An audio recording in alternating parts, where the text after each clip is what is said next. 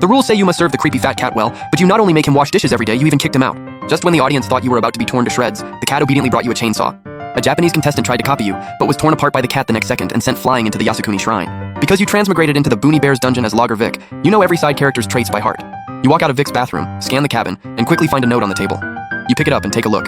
Rule 1 of Bear Ridge, don't let the animals know you aren't the real Logger Vic, but remember, you aren't actually him. Rule 2, Boss Lee is your superior, you must follow his orders.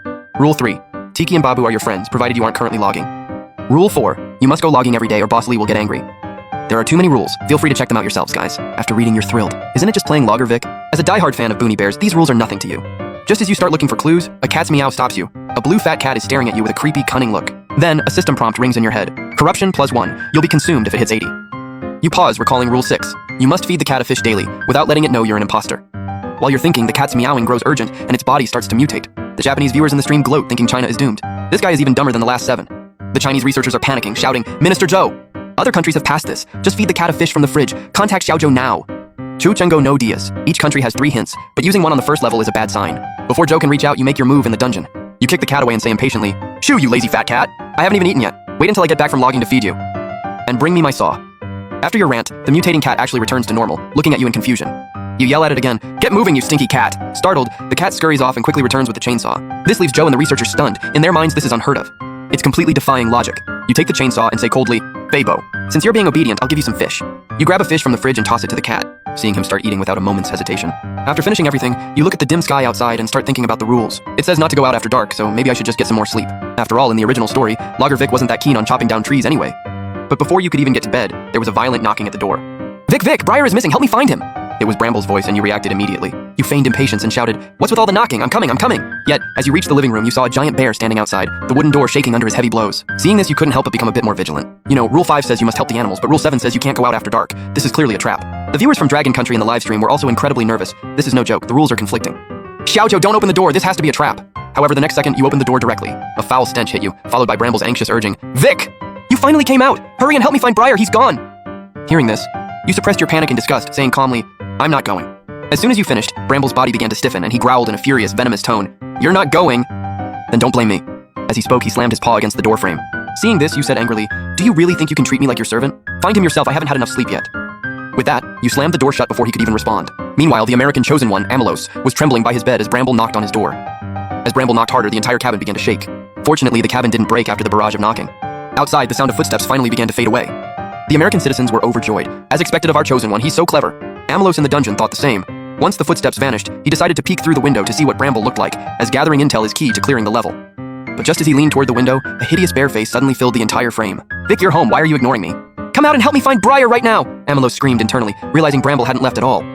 In a panic, he clutched his stomach and groaned, Ouch, Changda, my stomach hurts. Why don't you go find Chang'er yourself? But Changda replied even more urgently, We're friends, aren't we? Why are you refusing me? Why? Amelos quickly said, If my stomach didn't hurt, I'd definitely go with you. Please just forgive me this once. As he spoke, he took out a jar of honey to appease Changda. Before Changda could respond, a yellow bear's face squeezed through the window and snatched the honey from his hand. It's honey. Changda, is this for me? Can I have it? Fine. Changda sighed helplessly, then glared at Amelos. Get me another jar. Amelos was terrified. Changda had been trying to lure him out. If he had broken Rule 7, he would have been eliminated by now. Finally, after getting the honey, the 2 bears gave Amelos a long, deep look before leaving. A message echoed in his mind. System contamination level increased to 22. Only then did the viewers from other countries see you fast asleep in bed, with your contamination level unchanged. It's actually fine? Could it be that Changda only respects those who stand their ground? Seeing this, intelligence agencies from various countries rushed to send hints to their chosen players. Meanwhile, Yamamoto, the player from Japan, stared at the shaking door in terror and whispered, Changda, it's too early, I'm so tired. How about I help you find Chang'er during the day instead? As soon as he said this, the knocking stopped, and Changda's cold voice replied, Are you refusing me? Yamamoto panicked and replied, How could I? We're good friends. As Yamamoto stammered, he received a hint from his country. Yamamoto, just tell Changda to get lost. That's how you pass. Hearing this, Yamamoto suddenly changed his tone and shouted, Changda, get lost! Go find Chang'er yourself and stop bothering me. The moment he finished, the wooden door was smashed open, and a bear radiating a terrifying aura burst into the cabin. It said coldly, You're not Guangji Ruo, are you? Who exactly are you? As it spoke, tentacles emerged from its mouth, and Yamamoto collapsed to the floor in fear. This can't be happening. Weren't we told we could just yell at him? Just as his life hung in the balance, Yamamoto pulled out the devil's hand item he'd found in the dungeon and stammered, Changda, we really are good friends, let me treat you to something delicious. Changda was instantly distracted and began gnawing on the devil's hand. Seeing this, Yamamoto breathed a sigh of relief, thinking the crisis was over. However, at that moment, a yellow eagle darted inside. Guangjirua, why didn't you share such a tasty treat with me? Seeing tentacles emerging from Chang'er's mouth, Yamamoto was scared out of his wits. A prompt from his country echoed in his mind. Give the honey to Chang'er immediately. He finally snapped out of it. Right the honey. Chang'er, wait, I'll get it for you. He dumped all 3 jars of honey in front of Chang'er. But Qiang didn't leave after eating. It stared greedily at Yamamoto and said, "Light, I'm still hungry. Can I eat your arm?" Before Yamamoto could react, it bit off his arm in one go. Yet Yamamoto just giggled foolishly. "It's fine, we're good friends." System alert. Yamamoto's corruption level soared to 46, leaving the people of Sakura Country stunned. Even with the correct hints from our leaders, we still failed. It must be the Dragon Country's chosen one who misled us. We must protest. Seeing them act like cornered dogs, the people of Dragon Country were amused and couldn't help but mock them. You couldn't even copy the right answer? What's the point of you? Useless trash, get ready for your national luck to drop. While they were arguing, the cold system alerts kept ringing. The chosen one of Peacock Country has died. The chosen one of Poland has died. And the culprit behind all this, you had just woken up and were on the phone. "Hello, who is this?" A furious voice came from the other end. "Light, do you not want this job anymore?" Boss Lee's shout woke you up instantly and you quickly replied, "Boss Lee, don't blame me, it's all those two stinky bears' fault." Hearing this, Boss Lee became even angrier. "You dare bring up those two bears again?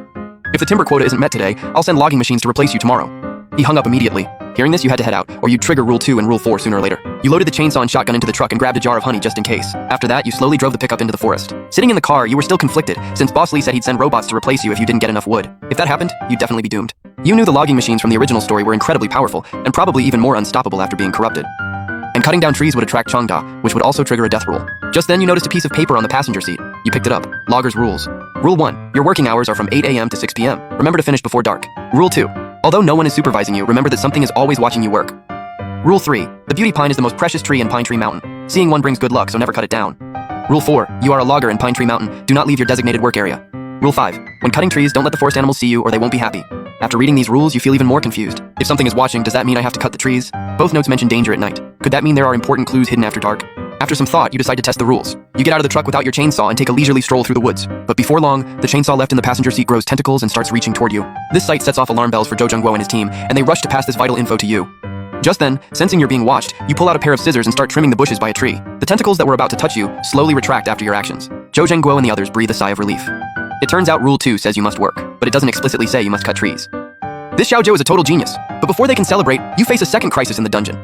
You hear the roars of Bug 1 and Bug 2 from behind your truck. Logger Vic, who told you to cut trees?